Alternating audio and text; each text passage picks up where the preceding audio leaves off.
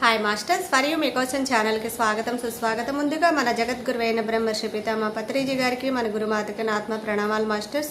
Okay masters, ప్రతిరోజు మన ఛానల్లోని ధ్యానం, స్వాధ్యాయం, సజ్జన సాంగత్యం జరుగుతుంది మాస్టర్స్. అలాగే జూమ్ సెక్షన్లో పాల్గొన్న మాస్టర్లకి, యూట్యూబ్లో చూస్తున్న మాస్టర్లకు కూడా ధన్యవాదాలు తెలుపుకుందాం. ఓకే మాస్టర్స్, ఈరోజు మన ఛానల్కి సీనియర్ పెరుడు మాస్టర్ గారైన నాగమల్లేశ్వరమ్మ గారు ప్రతిపాడు నుంచి వచ్చారు. మేడం గారిని సాదరంగా ఆహ్వానించుకుందాం. ఈరోజు మేడం చెప్పబోయే టాపిక్ ఆత్మ 5 విషయాల్లో బందీగా ఉంది. ఈ గొప్ప ఆత్మజ్ఞానం అందించడానికి మేడం గారికి వెల్కమ్ చెప్దాం మాస్టర్స్. నమస్తే మేడం, వెల్కమ్ మేడం. వాయిస్ బాగుందండి. బ్రహ్మర్షి పితామహ పత్రిజీ గారికి, బ్రహ్మర్షి తటవర్తి రాఘవరావు గారికి, బ్రహ్మ విద్వర్షి తటవర్తి రాజలక్ష్మి గారికి, అలాగే జూమ్ నిర్వహిస్తున్న మరి సరితా మేడం గారికి, జూమ్ లో పాల్గొన్న మాస్టర్స్ అందరికీ నా ఆత్మ ప్రణామాలండి. నా పేరు నాగమల్లేశ్వరమ్మ, నేను ప్రతిపాడు నుంచి మాట్లాడుతున్నానండి. మనం రోజు ఎంతో జ్ఞానాన్ని నేర్చుకుంటున్నాం, సాధన చేస్తున్నాం. పత్రిజీ గారు మనం ధ్యానము జ్ఞానం కోసమే అన్నారు. ఎన్ని విషయాలు తెలుసుకున్నా ప్రపంచంలో మనం తెలుసుకోవలసినవి ఉంటూనే ఉంటాయి.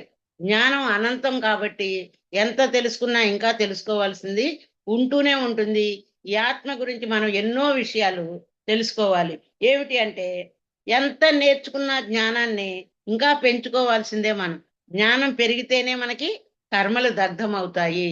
మరి జ్ఞానం పెరగకుండా కర్మలు దగ్ధం కావు అని శ్రీకృష్ణ భగవానుడే భగవద్గీతలో జ్ఞానాగ్ని దగ్ధ కర్మాణం అని చెప్పబడింది. మరి జ్ఞానం వల్ల మాత్రమే కర్మలు దగ్ధం అవుతాయి. కాబట్టి మనం రోజు వింటున్న ఆచరణలో పెట్టుకొని జ్ఞానం పెంచుకోవాల్సిందే. ఈ జ్ఞానం పెంచుకోవడానికి మనం ప్రతి నిమిషం ప్రయత్నించాల్సిందే. అలా ప్రయత్నించినప్పుడు మనలో తపన ఎంత ఉంటుందో ప్రయత్నం కూడా అంత గట్టిగా చేస్తామండి. ఈ కృషి ఎంతగా ఉంటుందో అంత మనం జ్ఞానవంతులు కాగలుగుతాం.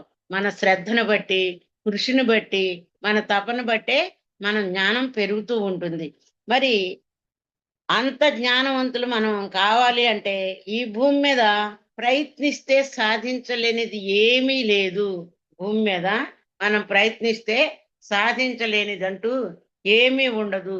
అంటే సాధించలేకపోతున్నాము అంటే నా వరకు నేనే సాధించలేకపోతున్నాము అంటే మరి నాలో ఏదో లోపం ఉంది కాబట్టి సాధించలేకపోతున్నాను అనేది అర్థమవుతుంది.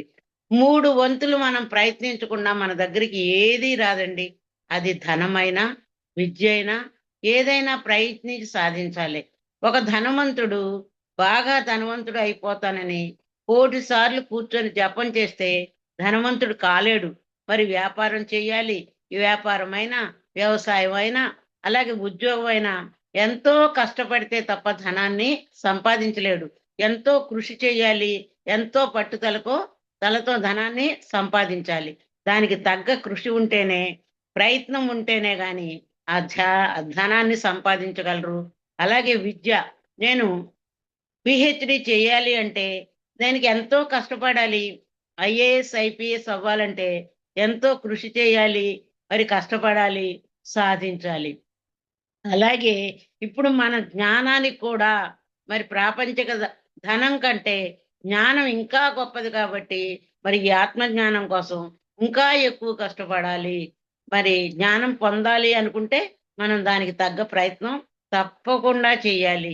1,00,00,000 సార్లు మనం గాయత్రి జపం చేసినా జ్ఞానం పొందలేవు అని గురువులు చెబుతున్నారు.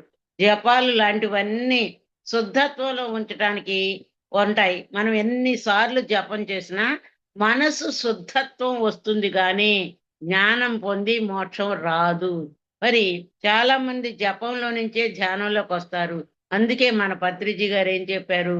నామము వద్దు, రూపము వద్దు, నువ్వు శ్వాస మీద ధ్యాస పెట్టి మనసు శూన్య స్థితిలోనే చేయమన్నారు. ఎందుకంటే నామము మనసును ఎప్పుడూ శుద్ధత్వంలో ఉంచుకోవటానికి ఉపయోగపడుతుందండి. పూర్వకాలంలో గురువులు నామం, మంత్రం పదే పదే పఠించమనేవారు. పూర్వకాలంలో నామం గాని, మంత్రం గాని పదే పదే పఠించమనేవారు. అంటే ఆ నామం అంత జపించటం వల్ల నిరంతరం మనసు ఆ నామం మీదే ఉంటుంది కాబట్టి మనలో పాప ఆలోచనలు లేకుండా చేయటానికే ఆ నామాన్ని స్మరించమనేవారు.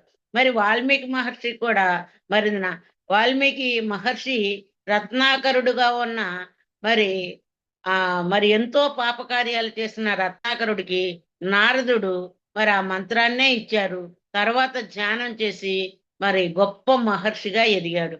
పా- మనం పంట పండించాలి అంటే, మన పొలం ఉందండి, పంట పండించాలి అంటే మరి పొలాన్ని దున్నాలి. మళ్ళీ దానిలో రాళ్ళు రప్పలు లేకుండా చేసుకోవాలి. దున్నకుండా విత్తనాలు జల్లేద్దాం అనుకుంటే మరి కుదరదు కదా. మరి దున్నకుండా, పొలం బాగు చేయకుండా విత్తనాలు జల్లితే ఆ పంట రానట్టే. మనసు శుద్ధత్వంలోకి రావటానికి మొట్టమొదట ఋషులు కొంచెం జపం చేయించి తర్వాత ధ్యానంలోకి తీసుకువచ్చేవారు. మరి ఆ జపం చేయించినప్పుడు ఏమవుతుంది? మనసు మరి చంచల స్థితి నుంచి ఆ జపం వల్ల ఏమవుతుందంటే శుద్ధత్వంలోకి వస్తుంది. అప్పుడు ధ్యానంలోకి తీసుకొస్తారు. మనసు శుద్ధత్వంలో ఉండటం వలన, భగవంతుడి నామస్మరణ వల్ల వాళ్ళల్లో సాధన చాలా చక్కగా కుదురుతుంది. మరి జపం చేసినప్పుడు ఆ మనసు ఏమైంది? శుద్ధి పొందింది. శుద్ధి పొందినప్పుడు ఇంకా ధ్యానం చాలా చక్కగా కుదురుతుంది. తీవ్రాతి తీవ్రమైన భక్తి ఉంటే అలాంటి వాళ్ళు సాధన బాగా చేయగలరు. చూడండి, నేను కూడా మరి ఎప్పుడు పూజలు, వ్రతాలు, రోజు గుడికి వెళ్ళటం, ఇలాగే కార్తీక మాసం ఉపవాసాలు ఇలా ఎన్నో చేసేదాన్ని. ఎప్పుడు భక్తి నుంచే మనం ధ్యానంలోకి రాగలము అని గురువులు వచ్చాక చెప్పే గురువులు వచ్చాక అర్థమైందండి. మరి మా గురువుగారు రాఘవరావు గారు కూడా వెంకటేశ్వర స్వామి అంటే ఎంతో భక్తి, గుడిగా గుడి కట్టించారు. ఆ తర్వాత నిరంతరం భగవంతుడి ధ్యాసలో ఉంటూ మెల్లిగా ధ్యానంలోకి రావటం జరిగింది. అలా పత్రిజీ గారు రాఘవరావు గారు మరి పత్రిజీ గారు వచ్చాక రాఘవరావు గారు ధ్యానం కావాలి అనుకున్నారు. తాను జ్ఞానం పొందుతూ అందరికీ బోధించారు. అలా ఎందుకంటే అంత భక్తి ఉంది కాబట్టే, భక్తితో మనం అంతా ప్యూరిటీగా మనసును ఉంచుకోగలమండి. భక్తిలో ఉన్నప్పుడు మనసును ప్యూరిటీగా ఉంచుకుంటాం. కాబట్టి సాధన బాగా కుదురుతుంది. అది ఒక స్టెప్, అంటే ఒక మెట్టెక్కినట్టు. భక్తి ద్వారా మనసుని శుద్ధత్వంలో ఉంచుకోవటం ఒక మెట్టెక్కినట్టు. ఇప్పుడు నామాలు ఇచ్చి, ఉపదేశాలు ఇచ్చి, మరి మంత్రాలు చెప్పి ధ్యానంలోకి రమ్మంటే ఇప్పుడు చుట్టూ ఉన్న ప్రపంచం దానికి అనుకూలంగా లేదండి. పూర్వం మరి గురువులు శిష్యులు మంత్రాన్ని ఇచ్చి ధ్యానంలోకి తీసుకొచ్చేవారు. ఇప్పుడు ప్రపంచంలో మంత్రాలు చెప్పి, ఉపదేశాలు చెప్పి, ఒక నామం చెప్పి ధ్యానంలోకి రమ్మంటే అలా వచ్చేగా అనుకూలంగా ప్రపంచం దానికి అనుకూలంగా లేదు.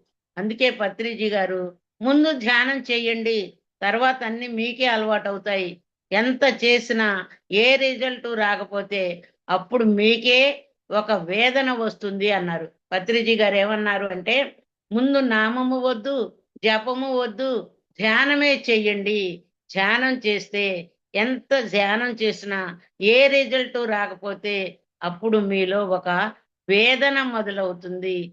ధ్యానం చేస్తున్నాము, నాకు ఏ ఫలితము రావటం లేదు అని అనిపించినప్పుడు గురువుల మాటలు మన బుర్రకి ఎక్కుతాయండి. నాయన, నీ మనసు శుద్ధత్వం లేనిదే బుద్ధత్వం రాదు అంటారు పత్రిజీ గారు. ముందు నీ మనసును శుద్ధత్వంలో ఉంచుకో అని గురువు చెప్తాడు. ఎన్ని సంవత్సరాలు చేసినా లాభం లేదు అంటే అప్పుడు గురువు, ఒకవేళ నువ్వు బట్టలు తెల్లగా వేసుకున్నావు, సాయంత్రానికి మురికి చేసుకుంటున్నావు, మళ్ళీ ఉతికితేనే కదా తెలుపు వస్తుంది. నీ బట్టలు ఉదయాన్నే తెల్లటి బట్టలు వేసుకున్నావు, మరి నీ పనితో సాయంత్రానికి ఆ బట్టలు మురికైతే ఆ బట్టల్ని మళ్ళీ శుభ్రంగా ఉతకాలి. అలాగే మనసు కూడా ధ్యానంలో శుద్ధి అవుతుంది. మరలా బయటికి వెళ్ళి ప్రాపంచకంలో వెళ్ళి మురికి పోసుకుంటున్నాం. మురికి పోసుకున్నప్పుడు మరి కడుక్కోవటం, మురికి పోసుకోవటం సరిపోతుంది. ఉదయం నుంచి మన సాధన చేసిన శక్తి అంతా ప్రాపంచిక విషయాల్లోకి వెళ్ళటం వలన వెంటనే మరి ఆ సంపాదించిన శక్తిని కోల్పోతున్నాము. అంటే కళ్ళు మూస్తున్నావు గాని శుద్ధత్వంలోకి వస్తున్నావు, కళ్ళు తెరుస్తున్నావు, నేను ఆత్మను అంటున్నావు, అందరూ ఆత్మను అంటున్నావు. కానీ నువ్వు ఆత్మగా ఈ శరీరం నుంచి విముక్తి కలిగించడానికి ప్రయత్నం ఎందుకు చేయలేకపోతున్నావు? మరి ఆత్మ అంటున్నావు, నేను ఆత్మని. ఎదుటివారు కూడా ఆత్మస్వరూపులే. కానీ సాధన దేనికి అంటే, మోక్షము అంటే ఏమిటి? జన్మ వద్దు. అంటే జన్మ ఉంటే మళ్ళీ శరీరం వస్తుంది. అందుకు జన్మ వద్దు అనుకుంటున్నారు. అంటే శరీరం నీకు భారం అయ్యింది. ఇందులో ఉంటే రాగద్వేషాలు ఉంటాయి. మరి శరీరం ఉన్నప్పుడు రాగము ఉంటుంది, ద్వేషము ఉంటుంది. మరి రాగము, ద్వేషము అంటే ఇష్టమైన వాళ్ళ మీద అనురాగం, మరి ఇష్టం లేని వాళ్ళ మీద ద్వేషము ఉంటుంది. అలాగే శోక మోహాలు ఉంటాయి. ఏదన్నా మరి బాధ వచ్చినప్పుడు ఎంతో దుఃఖపడుతూ ఉంటాము. అలాగే ఆనందం ఏదన్నా సంతోషకరమైన విన్నప్పుడు ఎంతో ఆనందం పొందుతాము. అంటే రాగద్వేషాలు ఉంటాయి, శోకమోహాలు ఉంటాయి. శరీరం ఉన్నప్పుడు మరి అవి తప్పవు కదా! అవి వద్దు అంటున్నావు. అంటే మళ్ళీ శరీరం రాకుండా ఈ జన్మలోనే ప్రయత్నించాలి. నువ్వు రాగద్వేషాలొద్దు, మరి అహంకార మమకారాలొద్దు, శోకమోహాలు వద్దు అనుకుంటున్నావు. అనుకున్నప్పుడు ఈ శరీరం రాకుండా మనం ఈ జన్మలోనే ప్రయత్నించాలి. మరి శరీరం ఉండగానే మరు జన్మ లేకుండా ఉండటానికి చేసే ప్రయత్నమే ధ్యానం. ఈ శరీరం ఉండగానే మరు జన్మ లేకుండా ఉండటానికి చేసే ప్రయత్నమే ధ్యానము. ధ్యానం అంటే కోట్లు ఒళ్ళో పడతాయని కాదండి. ఎన్నో కోట్లొచ్చి మన ఒళ్ళో పడతాయని కాదు. శరీరం మళ్ళీ జన్మ లేకుండా ఉంచటానికే మనం ఈ ప్రయత్నం చేస్తున్నాము. మరి జన్మ ఉంటే నష్టమేమిటి అని ప్రశ్నించవచ్చు. ఎవరైనా సరే జన్మ ఉంటే నష్టమేమిటండి అని ప్రశ్నించవచ్చు. అంటే ఈ శరీరం తీసుకొని భూమి మీదకొచ్చాక దుఃఖము ఉంటుంది, సంతోషము ఉంటుంది, సుఖము ఉంటుంది. కొంతమంది ధ్యానంలోకొచ్చాక కష్టాలు ఎక్కువగా ఉన్నాయి అంటారు. మరి ఎందుకు కష్టాలు ఎక్కువొచ్చాయి అంటే ఎక్కువ కర్మలు ఈ జన్మలోనే అనుభవిస్తానని నిర్ణయించుకొని భూమి మీదకొచ్చారు. మరి నేను ధ్యానంలోకొచ్చాక ఇంకా ఎక్కువయ్యాయండి కష్టాలు. ధ్యానం వల్ల లాభం ఏమిటి అని ప్రశ్నించే వాళ్ళు కూడా ఉన్నారు. నీకు ధ్యానం వల్ల ఎంత లాభం వస్తుందో నీకు అర్థం కావట్లేదు. మరి అర్థం కాకపోగా కష్టాలొచ్చాయి అంటే నీ కర్మలు రహితం అవుతున్నాయి. ఈ జన్మలోనే నేను అనుభవిస్తానని పైన ఒప్పుకొనొచ్చావు. నేను ఈ కర్మలన్నీ ఒకేసారి అనుభవిస్తానని ఒప్పుకొనొచ్చినప్పుడు మరి కర్మలు అనుభవించాలి కదా! ధ్యానంలోకొచ్చాక మరి రాజ్యలక్ష్మి మేడం గారే మరి మాంసాహారి కూడా కాదు. శాకాహారి అయినప్పటికీ శరీరం అంతా కాలిపోయింది. అంటే ఇంత సేవలు చేస్తున్నా, ఇంత దాన ధర్మాలు చేసినా మరి శరీరం కాలిపోయింది అంటే అలాంటి కర్మను ఆవిడ ఎన్నుకొనొచ్చింది. అంటే ఈ జన్మ ఆఖరి జన్మ చేసుకోవటానికే మరి అలాంటి నిర్ణయం తీసుకొనే భూమి మీదకి అనుభవిస్తానని తెచ్చుకున్నదే అని. అందుకే ధ్యానం చేస్తున్నాను అని కూడా మేడం గారు చెప్పారండి. కష్టాలు ఎందుకు వస్తున్నాయి అంటే నా కర్మలే కష్టాల రూపంలో వస్తున్నాయి. జ్ఞానం ఉన్నవాడు ఏమనుకుంటాడు అంటే కష్టాలొచ్చినప్పుడు మరి నా కర్మలు పోతున్నాయి అని సంతోషంగా అనుభవిస్తాడు. జ్ఞానం లేకపోతే ఈ ధ్యాన మార్గంలోకొచ్చాక కష్టాలు పెరిగాయని బాధపడటమే కాకుండా ధ్యానాన్ని వదిలేసిన వారు కూడా కొందరున్నారండి. మా మా ఊళ్ళోనే మరి వాళ్ళకి కరోనా వచ్చింది. అప్పటి వరకు ధ్యానం చేశారు. 40 రోజులు క్లాసులు పెట్టించారు. మాకు కరోనా ఎందుకొచ్చింది ధ్యానం చేస్తుంటే అని వాళ్ళు ధ్యానాన్నే వదిలేయటం జరిగింది. అంటే ఇక్కడ మనకి పరీక్షలు ఎలా ఉంటాయి అంటే మీకు జ్ఞానం వచ్చిందా లేదా అన్నది మాటల వల్ల అవతల వ్యక్తికి అర్థమవుతూ ఉంటుంది. నీ వాస్తవానికి నువ్వే సృష్టికర్తవన్నారు కదా పత్రిజీ గారు. మరి నేనే భూమి మీదకొచ్చేటప్పుడు ఈ కర్మలన్నీ ఎన్నుకొనొచ్చి ఇప్పుడు బాధపడితే ఎలా? మరి గురువు చెప్పే వరకు తెలీదు. గతంలో మనం ధ్యాన మార్గంలోకి రాకముందు కష్టం వచ్చిందంటే నా మీద భగవంతుడికి దయ లేదు కాబట్టి నాకు కష్టాలొచ్చాయి అనుకున్నాం. ఇప్పుడు మనం ఈ మార్గంలోకొచ్చాక సద్గురు బోధ వల్ల కర్మ సిద్ధాంతం అర్థం చేసుకోవటమే కాకుండా, నీ వాస్తవానికి నువ్వే సృష్టికర్తవు అన్నారు. వాస్తవానికి సృష్టికర్తవు అంటే, నీవు పైన భూమి మీదకి వచ్చేటప్పుడే, శరీరం తీసుకున్నప్పుడే నేను కర్మలు అనుభవిస్తాను అని ఎన్నుకొని వచ్చావు. ఏదైనా కర్మ లేనిదే కష్టం రాదు. కష్టం పాపకర్మ వల్లే వస్తుంది అని గురువు ద్వారా మనం అర్థం చేసుకున్నాము. మరి గతంలో ఉన్న కర్మలు కరిగించుకోవాలంటే, మరి గతంలో ఉన్నాయి ఎన్నో కర్మలు, సంచిత కర్మలున్నాయి. అవి కరిగించుకోవాలంటే తీవ్ర సాధన వల్లే పొందే జ్ఞానం ఉపయోగపడుతుంది. మరి తీవ్ర సాధన చేసినప్పుడే నువ్వు జ్ఞానం పొందగలవు. ఆ జ్ఞానం వల్లనే కర్మలు దగ్ధమవుతాయి. మరి సంచితంలో ఉన్న కర్మలన్నీ రహితం చేసుకోవాలి అంటే మనం జ్ఞానం పెంచుకోవాల్సిందే. మరి జ్ఞానం పెంచుకోవాలి అంటే తీవ్ర సాధన చేయాల్సిందే. మరి తీవ్రాతి తీవ్రమైన ధ్యాన సాధన చేసి జ్ఞానం పెంచుకోవటం మీదే మన దృష్టి ఉండాలి. ఆత్మలైన మీరు మీ స్వస్థానానికి అంటే సత్యలోకానికి వెళ్ళాలి అంటే ఈ శరీరం నుంచి విడుదలై మళ్ళీ శరీరం రాకుండా ఉండటానికి ప్రయత్నించాలి. మన స్వస్థలం ఏమిటి? సత్యలోకం. మరి ఆ సత్యలోకానికి వెళ్ళాలంటే ఈ శరీరం నుంచి విడుదలవ్వాలి. అలాగే ఈ శరీరం మళ్ళీ రాకుండా ఉండటానికే ప్రయత్నించాలి. అంటే సత్యం అవగతం అవ్వాలి. సత్యం అంటే భగవంతుడు అని తెలుసుకున్నాం. అది నేనై ఉన్నాను అని తెలుసుకున్నాను. నేను భగవంతుడు అని అనుభవపూర్వకంగా తెలుసుకున్నప్పుడు మాత్రమే ఈ శరీరం బందీఖానా నుంచి నీకు విడుదల. మరి ఈ శరీరం అనే బందీఖానా నుంచి ఎప్పుడు విడుదలవుతాము?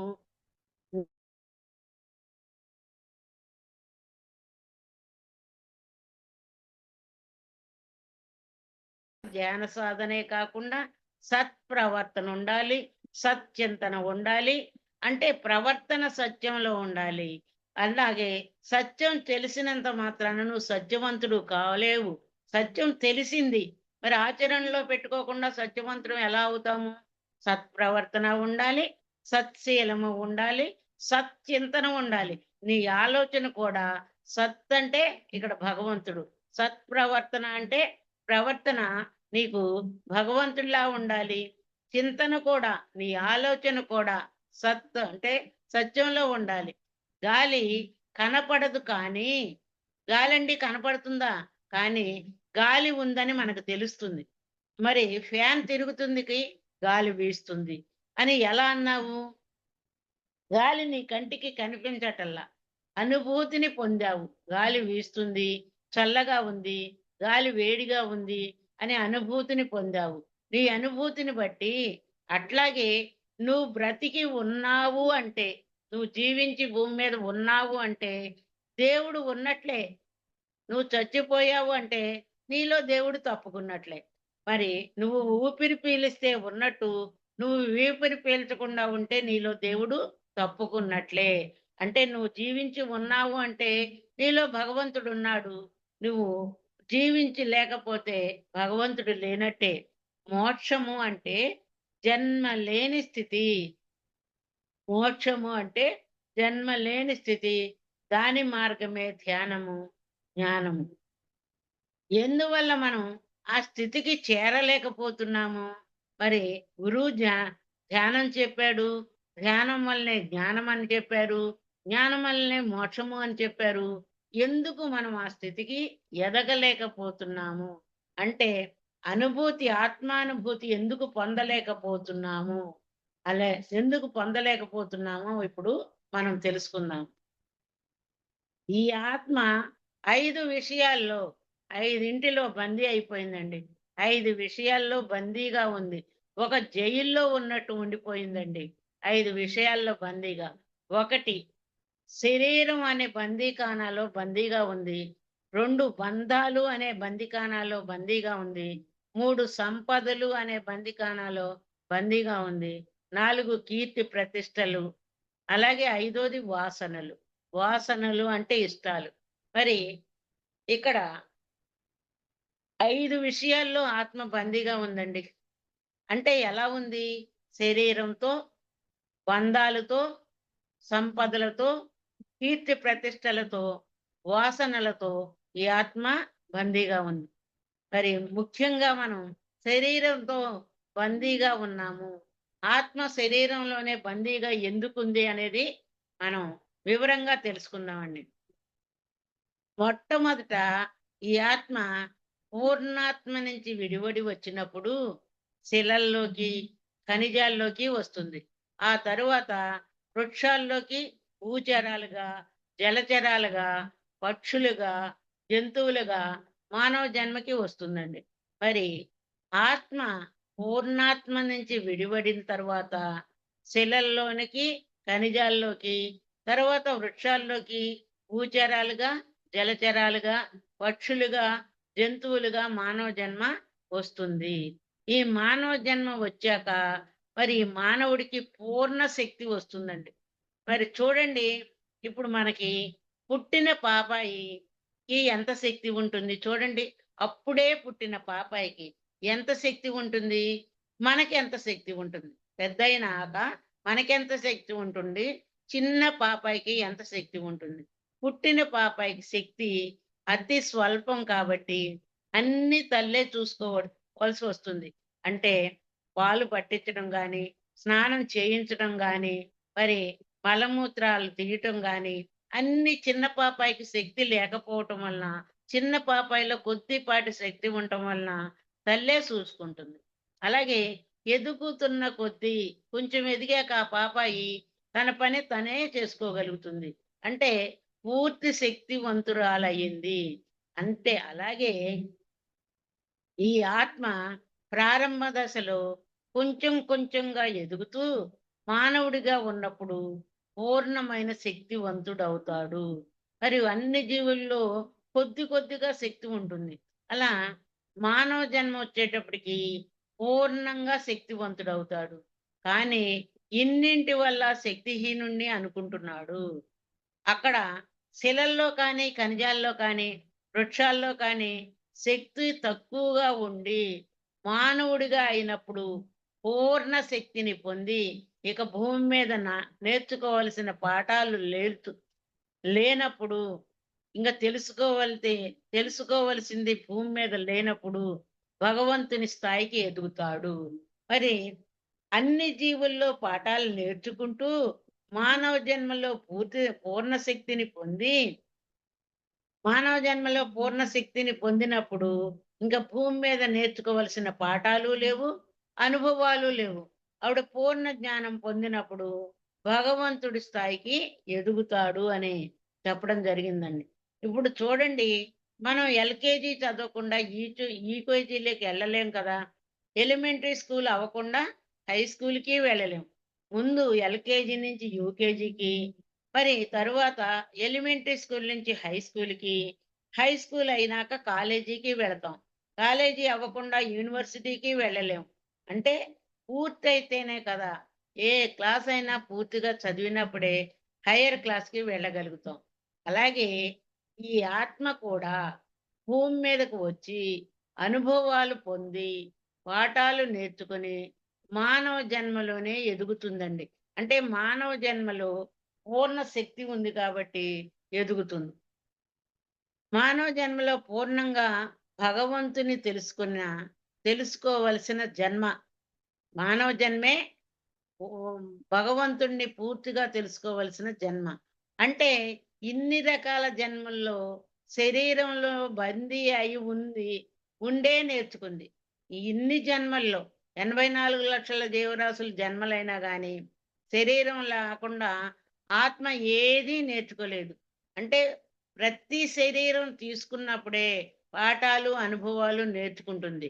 ఈ ఆత్మ 84,00,000 జీవరాశులుగా శరీరాలు తీసుకొని పాఠాలు నేర్చుకుంటుంది. ఇదంతా ఎందుకంటే ఆత్మ పూర్ణాత్మ కావటానికే. ఇన్ని పాఠాలెందుకు? ఇన్ని జన్మలెందుకు?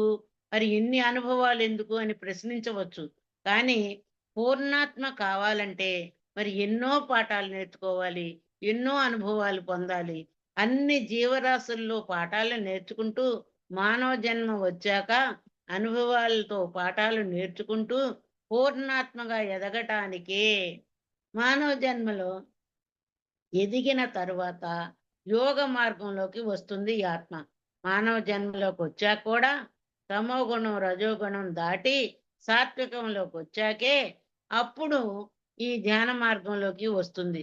యోగ మార్గంలోకి వచ్చాక తీవ్రాతి తీవ్రంగా ఎదిగే ప్రయత్నం చేస్తున్నప్పుడు ఈ శరీరం నాకు బందీఖానా అనేది అర్థమవుతుంది.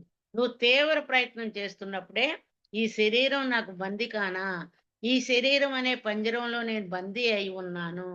ఏమండి, ఒక పంజరంలో చిలక ఉంటుంది. దాన్ని బంధించి ఉన్నంతసేపు నన్ను ఎప్పుడు విడుదల చేస్తారా? హాయిగా వెళ్ళిపోయి ఆ అన్ని చెట్ల మీద ఎగురుకుంటూ ఎన్నో రకాల నేను పండ్లు తినొచ్చని అది అనుకుంటూ ఉంటుంది. ఈ శరీరం అనే బందికానాలో ఈ ఆత్మ బందీగా ఉంది. ఈ శరీరాన్ని నుంచి నాకు విడుదల ఎప్పుడు? విడుదలైతే నా స్వస్థలమైన సత్యలోకానికి విడుదలైతే కానీ దీని నుంచి, ఈ శరీరం అనే బందికానా నుంచి నేను విడుదలైతే కానీ నా స్వస్థలమైన సత్యలోకానికి నేను వెళ్ళలేను అని అప్పుడు తీవ్ర కృషి చేస్తుందండి. ఈ ఆత్మ మానవ జన్మలో ఎదిగినాక, సాధన పెరిగే కొలది, యోగ మార్గంలోకొచ్చాక ఏమనుకుంటుంది? ఈ శరీరమే నాకు బందికాన. ఈ శరీరం నుంచి నేను విడుదల కావాలి. నా స్వస్థలమైన సత్యలోకానికి వెళ్ళాలి అని అప్పుడు తీవ్రమైన కృషి చేస్తుంది మరి ఈ ఆత్మ. ఈ శరీరంతో ఈ ఆత్మ తీవ్ర కృషి చేస్తుంది. ఇది ఎలా ఉందంటే, పిచ్చి కుదిరితే కానీ పెళ్ళవ్వదు, పెళ్ళైతే గాని పిచ్చి కుదరదు అన్నట్టుగా ఉంది. మరి శరీరమేమో బందిఖానా అంటున్నాం. కానీ ఆ బందిఖానా నుంచి బయటపడటానికి మళ్ళీ శరీరంతోటే సాధన చెయ్యాలి అంటున్నారు కదా! పెద్దలు అంటూ ఉంటారు. ఎలా ఉందంటే, పిచ్చి కుదిరితే కానీ పెళ్ళవ్వదంటారు. పిచ్చి కుదిరిందాక పెళ్లి చేయకూడదనుకుంటారు. కానీ పెళ్ళైతే గాని పిచ్చి కుదరదంటారు. అలా ఉంది మన పరిస్థితి. ఎలా ఉంది అంటే, మరి శరీరం బందిఖానా అంటున్నాం. ఆ బందిఖానా నుంచి బయటపడాలంటే మళ్ళీ ఆ శరీరంతోటే సాధన చేయాలి. ఈ శరీరం ఆత్మకి సాధనా పరికరమే కానీ శరీరం శాశ్వతమైన పరికరం కాదు. ఆత్మ ఎదుగుదలకు ఈ శరీరం ఒక సాధనా పరికరం. కారణం, మానవ శరీరం అనే వాహనం మీద ఆత్మ ప్రయాణం చేస్తూ గమ్యస్థానమైన సత్యలోకం చేరాలి. మరి ఈ ఆత్మ ఈ శరీరాన్ని వాహనంగా చేస్తూ గమ్యస్థానం చేరాలి అంటే మరి శరీరం అనే వాహనం మీద ఈ ఆత్మ ప్రయాణం చేసి గమ్యస్థానమైన సత్యలోకం చేరాలి. అందుకే శరీరం ఒక బందిఖానా అనుకున్నప్పుడు ఈ బందిఖానా నుంచి ఎప్పుడు నేను విముక్తి పొందాలి అంటే దీనితోనే తీవ్రమైన సాధన చేయించాలి అని కృషి పట్టుదలతో తీవ్ర సాధన చేద్దాం చేస్తాం. అందుకే శరీరంలో సాధన చేసి మేధస్సుతో పూర్ణ జ్ఞానం పొందాక మేధస్సుతో పూర్ణ జ్ఞానం పొందాక దైవంగా ఎదిగాక ఇంకా వాహనం అవసరం లేదు. ఆ వాహనాన్ని వదిలేస్తాం. చూడండి, అంతా అలా సొంత ఇల్లు అయిన సత్యలోకం చేరేదాకా శరీరాన్ని జాగ్రత్తగా కాపాడుకోవాలండి. చూడండి, మనం ఎప్పుడైనా సరే ఒక అద్దింట్లో ఉంటున్నామండి. అద్దింట్లో ఉన్నప్పుడు మరి సొంత ఇల్లు కట్టుకోగానే ఆ ఇల్లు వదిలేసి వెళ్ళిపోతాం కదా! అలాగే మన స్వస్థలమైన సత్యలోకానికి వెళ్ళేటప్పుడు ఈ శరీరం అనే వాహనం అవసరం లేదు. మానవుడు కళ్ళు విప్పి ప్రపంచం వైపు తిరిగి మనసుకు మురికి చేసుకుంటున్నాడు. అలాగే కళ్ళు మూసుకొని మనసులోని మురికిని తొలగించుకుంటున్నాడు. మనం ప్రతిరోజు చేసే పనేమిటి అంటే ఈ మాయా ప్రపంచంలో జీవిస్తున్నాము. బయట కళ్ళు విప్పి మనసును మురికి చేసుకుంటున్నాము. కళ్ళు మూసుకొని మనసులో మురికిని తొలగించుకుంటున్నాము. ఎవరైనా సరే పాపం చేసేది, పుణ్యం చేసేది ఈ శరీరంతోటేనండి. ఏ పాపం చేసినా, పుణ్యం చేసినా ఈ శరీరంతోనే చేస్తాం. చూడండి, ఒక యోగి ఏం చేస్తాడు అంటే, ఒక లైట్ ఉందనుకోండి, యోగి మంచి పుస్తకం చదువుకోవటానికి ఆ లైట్‌ను ఉపయోగించుకుంటాడు. అలాగే ఒక దొంగ చీకట్లో దొంగతనం చేయటానికి ఆ లైట్‌ను ఉపయోగించుకుంటాడు. చూస్తే అక్కడ పరికరం ఒకటే, లైటే. ఒక టార్చ్ లైటే. మరి ఒక లైటే. మరి యోగేమో జ్ఞానవంతమైన పుస్తకం చదవటానికి ఉపయోగించుకుంటే, దొంగతనం చేయటానికి ఉపయోగించుకున్నాడు. అలాగే మరి శరీరం పరికరం ఎలా ఉపయోగించుకోవాలి మనం? ఉన్నది ఒకటే పరికరమైనా ఉపయోగించుకునే విధానాన్ని బట్టే ఉంటుంది. అలాగే ఈ శరీరంతో యోగం చేసినా వాడి కర్మలు దగ్ధం అవుతాయి. అంటే యోగం చేసిన వాడికేమో కర్మలు దగ్ధం అవుతాయి. పాపపు పనులు, పాపపు ఆలోచనలు చేసిన వాడికి కొండలు, కొండల్లా కర్మలు పెరుగుతూ ఉంటాయండి. మరి యోగం చేసిన వాడికి కర్మలు మళ్ళీ ఈ శరీరంతోటే చెయ్యాలి. ఈ శరీరంతోటే యోగం చెయ్యాలి, ధ్యానం చెయ్యాలి, పాపము చెయ్యాలి, పుణ్యం చెయ్యాలి. పాపం చేసినా ఈ శరీరంతోటే, పుణ్యం చేసినా ఈ శరీరంతోటే, మరి యోగం చేసినా ఈ శరీరంతోటే. మరి ఈ శరీరాన్ని నువ్వెలా ఉపయోగించుకుంటావో నీ ఇష్టం. మరి యోగం చేసిన వాడికేమో కర్మలన్నీ దగ్ధం అవుతున్నాయి. పాపపు ఆలోచనలు, పాపకర్మలు చేసిన వాడికి కర్మలు కొండల్లా పెరిగిపోతున్నాయి. అందుచేత ఈ శరీరంతో యోగము చెయ్యొచ్చు, పాపము చెయ్యొచ్చు. ఉపయోగించుకునే వాడికి ఈ శరీరం ఒక ధ్యాన సాధనకు ఒక గొప్ప వాహనం. లేని వాడికి ఇది ఒక బందిఖాన. జ్ఞానం లేకపోతే శరీరం బందిఖాన. మరి జ్ఞానం పొందాలన్నా, దైవంగా ఎదగాలన్నా ఈ శరీరం ఒక వాహనం. మరి ఈ శరీరం ఎంజాయ్ చేసిన వాడికి ముందు చాలా బాగుంటుందండి. దానివల్ల కర్మలు ప్రారంభమవుతాయి. ఎంతో ఎంజాయే చేస్తారు. ఎంజాయ్ చేసినప్పుడు కర్మలు ప్రారంభమవుతాయి. కష్టాలు రాగానే బయటపడే మార్గం తెలియక ఈ శరీరమే బందిఖాన అయిపోతుంది. నేను ఎంతో ఎంజాయ్ చేస్తున్నాను. సుఖంగా ఉంది శరీరానికి అనుకుంటాం. కానీ ఆ శరీరంతో ఎంజాయ్‌మెంట్ చేసినప్పుడే కర్మలు ప్రారంభమవుతాయి. చూడండి, నోటికి రుచిగా ఉందని మనం సుఖంగా నాలుక రుచి కోసం మరి మాంసాహారం ఆహ్, ఆ జీవుల్ని హింసించి మాంసభక్షణ చేసినప్పుడు మరి నోటికి సుఖంగానే ఉంటుంది. అందుకే బుద్ధ భగవానుడు పాపం చేసేటప్పుడు సుఖభ్రాంతి అనుభవించేటప్పుడు కడు దుర్భరంగా ఉంటుంది అంటారు. ఎందుకన్నారు? పాపం చేసేటప్పుడు సుఖభ్రాంతితో చేస్తున్నావు. అప్పుడు కర్మలు ప్రారంభమవుతాయి. కష్టాలు రాగానే ఆ కర్మలు అనుభవించాల్సొచ్చినప్పుడు కడు దుర్భరంగా ఉంటుంది అని చెప్పారు. అందుకే ఆ కష్టాలు బయటపడే మార్గం లేక, మార్గం తెలియక ఈ శరీరం బందిఖానా అనుకుంటున్నాము. ఆ బందిఖానా అయిపోతుంది శరీరం కష్టాలు అనుభవించేటప్పుడు. ఈ శరీరమే నాకు బందిఖానా అని అర్థమవుతుంది. అంటే ఈ ఆత్మ ఈ శరీరం అనే బందిఖానా నుంచి బయటపడాలి అంటే సాధనే మార్గము. ఇక రెండవది బంధాలండి. ఈ బంధాలు ఎవరికైనా ముందు బంధం అనేది సంసారం నుంచే వస్తుందండి. ఏది చెయ్యాలన్నా ఈ బంధాల్ని దాటుకొని వెళ్ళటం చాలా కష్టంగా ఉంటుందండి. మరి సామాన్యులకు ఇంకెన్ని బంధాలుంటాయి? అన్నీ వదులుకున్న సంసార బంధం ఉంటూనే ఉంటుంది. చాలా మందికి ధ్యానం క్లాసుకు రావాలి అనుకుంటే ఎన్నో పనులు, ఎన్నో ఆటంకాలు, ఎన్నో బాధ్యతలు, ఎన్నో బంధాలు. ధ్యానం క్లాస్‌కి వెళ్ళాలనే ఉంటుంది. మరి వెళ్ళటానికి ఎన్ని ఆటంకాలో, ఎన్ని బంధాలో, ఎన్ని బాధ్యతలో. ఇలా వీటన్నిటితోటే మనం భగవంతుడిని దూరం చేసుకుంటున్నామండి. ఈ బంధాలతోటే భగవంతుడితో బంధం భగవంతుడికి దగ్గర చేస్తుంది. ప్రాపంచక బంధాలన్నీ భగవంతుడిని దూరం చేస్తాయి. అందుకే అంటారు, బంధం వదిలితే బ్రహ్మమే అవుతావు అన్నారు. భగవంతుడు ఎక్కడో లేడు, నా శరీరంలో ఉన్నాడు.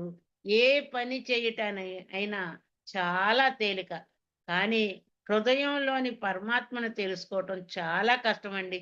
ఎందుకంటే మరి ఒక రూ. 100 సంపాదించాలంటే మరి ఒక రోజు కష్టపడితే మరి రూ. 100 వచ్చేస్తున్నాయి. కానీ హృదయంలో ఉన్న భగవంతుడిని తెలుసుకోవటమే చాలా కష్టంగా ఉంది. హృదయం అనే ఇనప్పెట్టెకు తాళాలు లేవు. అయినా అందులో నుంచి భగవంతుడిని తెలుసుకోవటం చాలా కష్టం. నా హృదయం అనే ఇనప్పెట్టెలో లోకేశుడున్నాడు. కానీ దీన్ని ఓపెన్ చేయటమే చాలా కష్టంగా ఉంది. ధ్యానంలో కూర్చుంటారు. పగలు చేసిన పనులన్నీ ధ్యానంలో గుర్తొస్తాయి. పగలైతే చేస్తున్నామో, మనం ఏ కోరికతో ఉన్నామో, ఈ 5 ఇంద్రియాలతో ఏ జ్ఞానాన్ని సేకరించామో, ఏ కర్మలు సేకరించారో అవే ధ్యానంలో ఇబ్బంది పెడతాయి. 5 ఇంద్రియాలతో చూడండి. మరి చెవులతో పక్కవాళ్ళు ఏయ్యో మాటలు చెప్తే అయి వింటున్నాం. అయి మనసు ద్వారా సేకరించుతున్నాం. కళ్ళతో చూసినవన్నీ సేకరిస్తున్నాం. నాలుక రుచి కోసం తింటూ అవే మరలా మరలా తలుచుకుంటున్నాం. ఆ కూర బాగుంది, ఈ టిఫిన్ బాగుంది అంటూ మళ్ళీ మళ్ళీ తలుచుకుంటున్నాం. చెవులతో వింటున్నాం, అలాగే కళ్ళతో చూస్తున్నాం, నోటితో రుచులు చూస్తున్నాం, మంచి సువాసన ముక్కుతో చూస్తున్నాం. మరి చర్మానికి ఏసీలో పడుకోబెట్టి సుఖాన్నిస్తున్నాము. మరి ఈ ఇంద్రియాలతో నువ్వు ఏదైతే ఎంత హాయిగా ఉందో అంటారు. ఎండలోకెళ్ళి ఇప్పుడే వచ్చామండి. ఈ శరీరం ఏసీలో పడుకోగానే హాయిగా ఉంది అంటారు. అంటే ఈ ఇంద్రియాలతో నువ్వు ఏదైతే సేకరిస్తున్నావో బయట విషయాల్ని, అవి ధ్యానంలో నీకు ఇబ్బంది పెడుతున్నాయండి. మనం చూడండి, ఎన్నో సార్లు ప్రయాణం చేస్తూ ఉంటాము. రైల్వే స్టేషన్‌కి వెళతాము. అక్కడ ఎంతో మందిని చూస్తాము. అలాగే ట్రైన్‌లో కూర్చొని ఎందరితోటో మాట్లాడుతూ ఉంటాం. కానీ వాళ్ళెప్పుడు గుర్తుకు రారే. కారణం వారికి, మనకు ఏ బంధము లేదు కాబట్టి. అదే మీ అబ్బాయి దూరంగా ఉండి చదువుకుంటున్నాడు. చదువుకుంటుంటే పదే పదే గుర్తొస్తున్నాడు. ఎందుకు గుర్తొస్తున్నాడు? బంధమే కారణం. మరి ట్రైన్‌లో గాని, రైల్వే స్టేషన్‌లో వాళ్ళని చూసాము. అక్కడే మర్చిపోయాం. కానీ మా అబ్బాయి అక్కడ ఫారిన్‌లో చదువుతున్నాడు అంటే, పదే పదే గుర్తు చేసుకోవటానికి కారణం ఏమిటి అంటే బంధమే. దీనిని బట్టి బంధం లేకపోవాలి. ఆహ్, బంధం లేకపోతే విడుదల అని తెలుస్తుంది. బంధం లేకపోవటమే విడుదల. ఇందాక శరీరాన్ని శరీరంతో కర్మలు చేసి కొండల్లా పెంచుకుంటున్నాము. మరి శరీరాన్ని సాధనా పరికరంగా, వాహనంగా ఉపయోగించుకోవాలని తెలుసుకున్నాము. ఈ బంధం వల్లే మనం బందీ అవుతున్నాము అని తెలుసుకుంటున్నాము. బందీ అవ్వటం వల్లే మనం ఆత్మను దర్శించలేకపోతున్నాము. అందుకే సాధన కొనసాగపోవటానికి, నీ ఆత్మకు విముక్తి కలగపోవటానికి బంధమే కారణం. అందుచేత బంధం కూడా ఆత్మ ఎదగపోవటానికి, ఆత్మ విముక్తికి ఆత్మకు విముక్తి రాకపోవటానికి కారణం. శరీరము ఒక బంధం, అలాగే బంధాలు ఒకటే.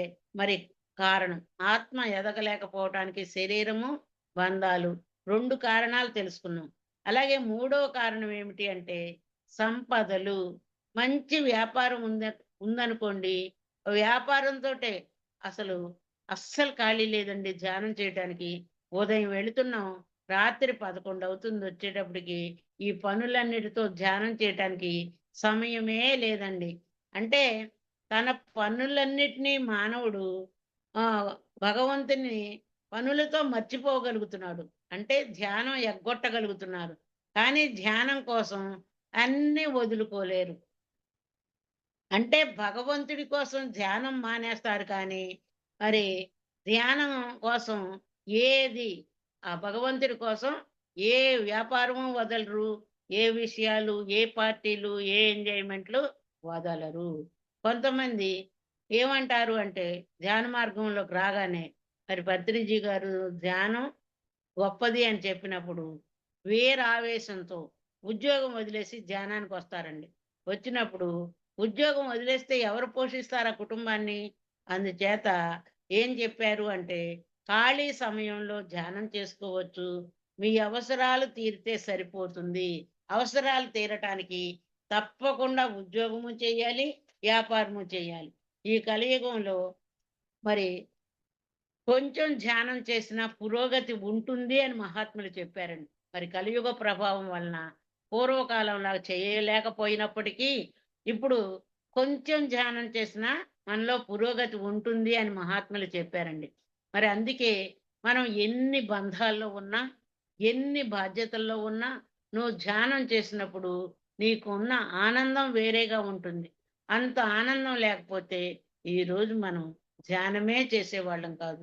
నాకైతేనండి ప్రాపంచిక విషయాల్లో దేనిలో లేని ఆనందం క్లాస్ చెప్పేటప్పుడు, ధ్యానం చేసేటప్పుడు, క్లాసులకు వెళ్ళినప్పుడు, అలాగే భీమవరం క్లాసులకు వెళ్ళినప్పుడు, కడతాలు వెళ్ళినప్పుడు ఆనందం మాటలతో చెప్పలేనిది. నా అనుభవపూర్వకంగా నేను చెప్తున్నానండి. అంటే ఎవరికి వాళ్ళే ఆనందం ఎలా పొందుతున్నామనేది ఎవరికి వాళ్ళే అనుభూతి చెందగలరు గానీ మాటలతో చెప్పలేరండి. ఈ ఆనందం చూడండి, నేను మంచి బంగినపల్లి మామిడి పండు తిన్నానండి. దాని రుచి చెప్పమంటే నోటితో చెప్పగలనా? అది మీరు తిన్నప్పుడే మీకు అర్థమవుతుంది. అలాగే నేను దీనిలో పొందే ఆనందాన్ని మాటలతో వర్ణించలేనిది. ఆనందం వేరే ఎక్కడా దొరకదు. ఆనందం లేకపోతే మనం సాధన చేయలేము, జ్ఞానము పెంచుకోలేము. చిన్నప్పటి నుంచి పుస్తకం చదివే అలవాటుందంట మేడం గారికి. ప్రాపంచిక జీవితంలో జనరల్ నాలెడ్జి పెంచుకోవడానికి ప్రయత్నించేదాన్ని. అప్పుడు నేనే ఫస్ట్ ఉండేదాన్ని. ఆధ్యాత్మికంలో పుస్తకాలు చదవటం, ధ్యానం చేయటం చేస్తున్నాను అన్నారు. ఈ పుస్తకాలు చదవటం అనేది చాలా ప్రముఖ పాత్ర వహిస్తుంది. మనకు స్వాధ్యాయం అనేది పత్రిజీ గారు ఎందుకు చెప్పారు అంటే, నువ్వు ఎంత సాధన చేసినా జ్ఞానం పెంచుకోవాలంటే తప్పకుండా స్వాధ్యాయం ఉండాల్సిందేనన్నారు. ఎందుకంటే గురువు చెప్పింది అక్షర సత్యం అని తెలుసుకోవాలి అంటే తప్పకుండా స్వాధ్యాయం చెయ్యాల్సిందే. ఈ శరీరంతో ఎక్కువ కర్మలు చేస్తూనే ఉంటారు కాబట్టి ధనం కోసం కూడా కృషి చేయాలి. దానం చేస్తే పుణ్యం వచ్చినా, మీరు దుష్ట సహవాసం చేస్తే కర్ణుడు లాంటి స్థితి వస్తుంది. కర్ణుడు ఎంతో గొప్ప జ్ఞానదాత. కానీ అధర్మపరుడు అయిన దుర్యోధనుడి వైపు ఉండటం వల్ల ఎంత దాత అయినా నాశనం అయిపోయాడండి. అధర్మపరుడైన అంటే దుష్ట సహవాసం చేయటం వలన కృష్ణుడిని అడిగాడట కర్ణుడు. నేను ఎందుకు ఇంత గొప్పవాడిని, ఇంత ధనకర్ణుడిని, అర్జునుడితోటి సమానమైన బలశాలిని, విలువిద్యలో గొప్పవాడిని, అలాంటి వాణ్ణి నేను ఎందుకు అర్జునుడి చేతిలో ఓడిపోయాను అని కృష్ణుడిని అడిగినప్పుడు కృష్ణుడు చెప్పాడంట, నువ్వు చాలా గొప్పవాడివి, అర్జునుడు అంత గొప్పవాడివి, దానకర్ణుడివి, మరి ఇలా కవచ కుండలాలు కూడా దానం చేసిన వాడివి, పరశురాముడి దగ్గర విద్యను అభ్యసించిన వాడివి. కానీ ఎప్పుడైతే నువ్వు దుష్టులతో సహవాసం చేశావో నువ్వు ఓడిపోవలసి వచ్చింది అని చెప్పాడటండి. దుష్టుల సహవాసం వలన కర్మలు ఎక్కువ చేస్తూ మనం కర్మలు పెంచుకుంటూ ఉంటాం. ఎవరైనా సరే తప్పు చేసినా, తప్పు చేసిన వాడితో స్నేహం చేసినా మనం శిక్ష అనుభవించాల్సిందే. సంపదలు ఉండొచ్చు కానీ పక్కవాడికి కూడా పెట్టే బుద్ధి ఉండాలి. అంటే త్యాగ గుణం ఉండాలి. కానీ ఈ మార్గంలోకొచ్చాక తప్పు చేస్తే శిక్ష చాలా పెద్దగా ఉంటుంది. సంపదలుండొచ్చు. సంపద కోసం నువ్వు ప్రయత్నిస్తున్నావు. నీకు తెలియక చేసినా, తెలిసి చేసినా తప్పు తప్పే గాని, నీ సంపదను 10 మందికి ఉపయోగిస్తే అది నీకు సత్ప్రవర్తన అవుతుంది. నీ రూపాయి నీకు రూ. 100 ఉంది. ఒక్క రూపాయే పక్కవాడికి త్యాగంతో మరి ధ్యానం చెయ్యి. అప్పుడు నీకు సత్ప్రవర్తన వస్తుంది. అందుకే రాఘవరావు గారి తాతగారటండి, రూపాయి సంపాదిస్తే 90 పైసలు నువ్వు ఖర్చు పెట్టుకో, 10 పైసలు పక్కవాడి కోసం ఖర్చు పెట్టు అని చెప్పేవారట. నీ కోసం మన కోసం ఖర్చు పెట్టుకున్న డబ్బు మట్టి పాలు, పక్కవాడికి ఇతరుల కోసం ఖర్చు పెట్టిన డబ్బు మరి మన పాలు. అంటే మనం మన కోసం ఖర్చు పెట్టేది మట్టి పాలు, ఇతరులకు పెట్టింది మన పాలు అని మహాత్ములు చెప్పడం జరిగిందండి. ఇక 4వ పాయింట్‌కి వచ్చేటప్పటికి కీర్తి ప్రతిష్టలు. కీర్తి ప్రతిష్టలు అంటే మనల్ని 10 మంది పొగడగానే, ఏకన్నా పదవులు రాగానే 10 మంది నువ్వు చాలా గొప్పదానివి మరి అనే అందాన్ని పొగడవచ్చు. డబ్బుందని పొగడవచ్చు. నువ్వు గొప్ప చదువు చదివావని పొగడవచ్చు. పదవులు నీకున్నాయని పొగడవచ్చు. కీర్తి చూసి బాగా పొగుడుతూ ఉంటారు.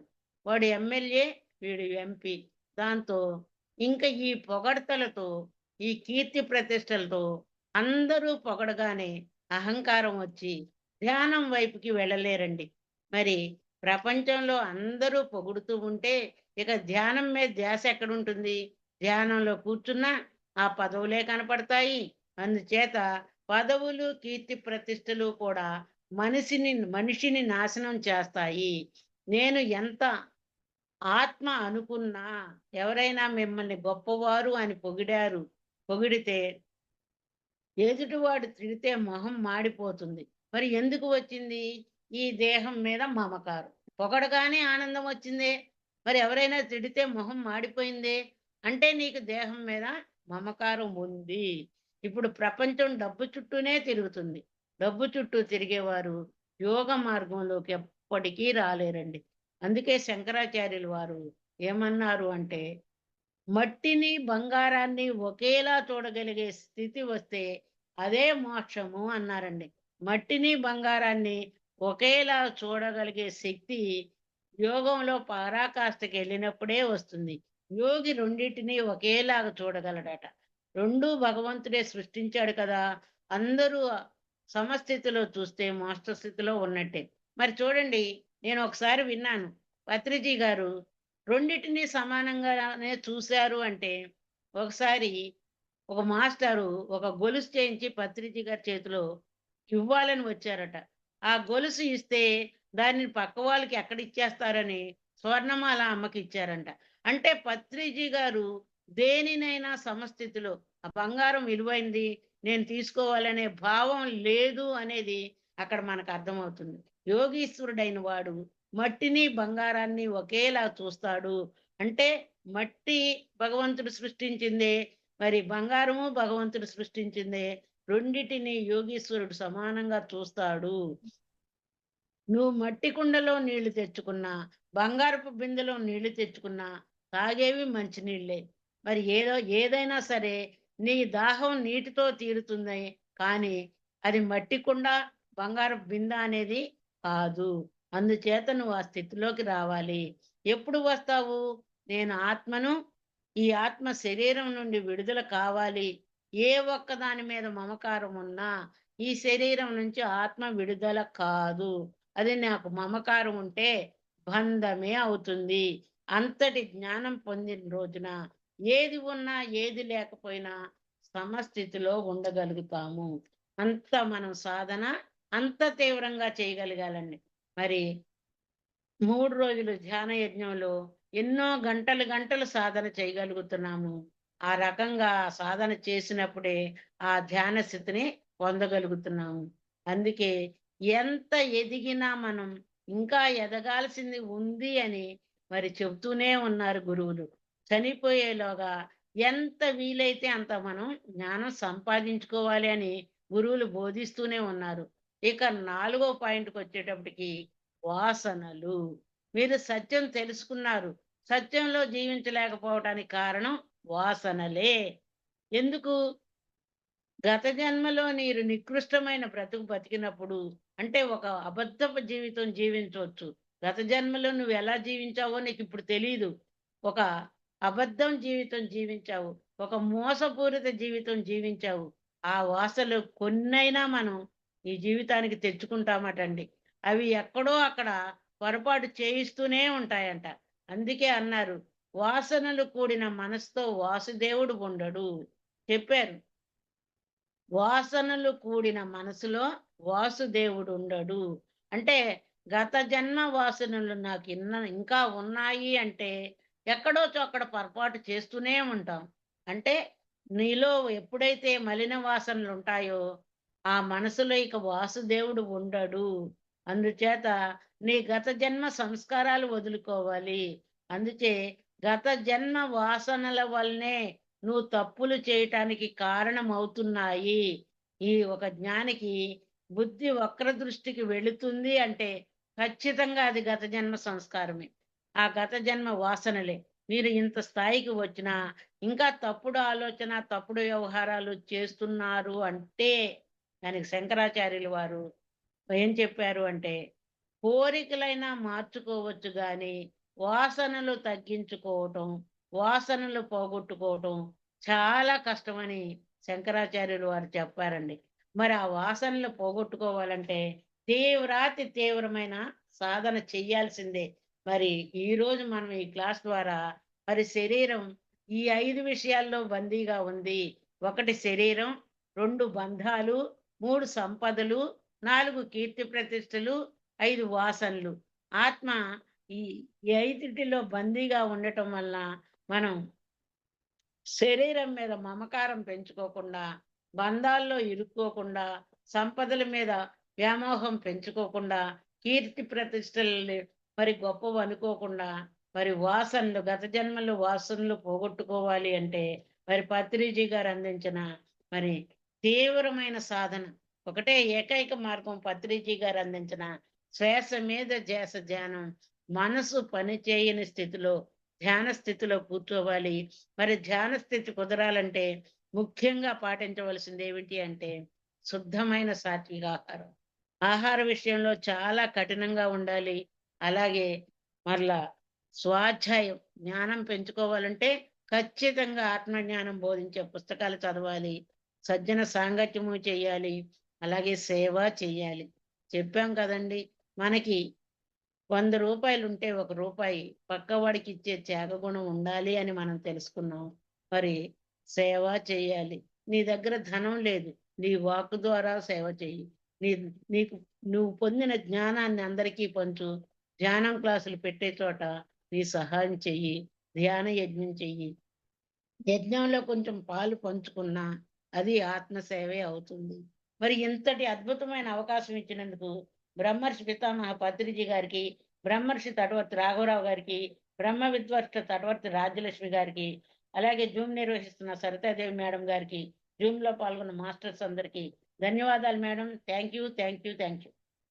Thank you madam, thank you so much madam. మరియు మీకోసం మన ఛానల్కి వచ్చి ఎంతో గొప్ప ఆత్మజ్ఞానం అందించిన నాగమల్లేశ్వరమ్మ గారికి ధన్యవాదాలు తెలుపుకుందాం మాస్టర్స్. అలాగే ప్రతినిత్యం ఎరుకతోటి ధ్యానం, స్వాధ్యాయం, సజ్జన సాంగత్యం చేద్దాం మాస్టర్స్. అందరి చేత చేద్దాం మాస్టర్స్. వైజాగ్ మెగా పిరమిడ్ రావాలని పరమ గురువుల కోరిక, పత్రిగారి కోరిక, పత్రి మేడం కోరిక. మనం అందరం సంకల్ప జ్ఞానం చేసి వైజాగ్ మెగా పిరమిడ్ వచ్చేలా చేద్దాం masters. Thank you master, thank you, thank you, thank you.